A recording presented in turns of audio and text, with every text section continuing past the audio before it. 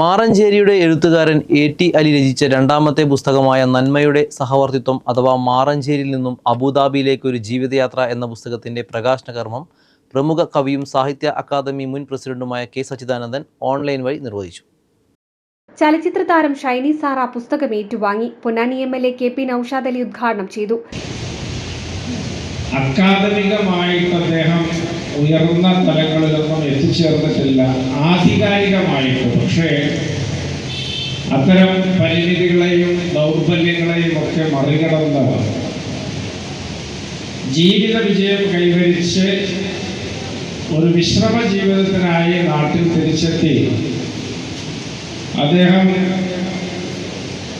വ്യാപൃതനായിട്ടുള്ള മേഖല തീർച്ചയായിട്ടും നമ്മളെ സംബന്ധിച്ചിടത്തോളം അനുകരണീയമായ ഒന്നാണ്. അദ്ദേഹം വളരെ ആസ്വാദ്യകരമായി തൻ്റെ സാഹിത്യ സാംസ്കാരിക സബര്യകളുമായിട്ട് മുന്നോട്ട് പോകുന്നു. തൻ്റെ ജീവിതം അദ്ദേഹം മറയില്ലാതെ പച്ചയായിട്ട് വരച്ചിടുന്ന പുസ്തകങ്ങളൊക്കെ എഴുതുന്നു. ആ നിലയിൽ രണ്ടാമത്തെ പുസ്തകമാണ് ഇത് എന്നാണ് ഞാൻ മനസ്സിലാക്കുന്നത്. കാട്ടിൽ മുഹമ്മദ് കുട്ടി അധ്യക്ഷത വഹിച്ചു. പ്രൊഫസർ ചന്ദ്രഹസൻ പുസ്തക പരിചയം നടത്തി. പ്രവാസി എഴുത്തുകാരൻ ബഷീർ തിക്കോടി മുഖ്യപ്രഭാഷണം നടത്തി.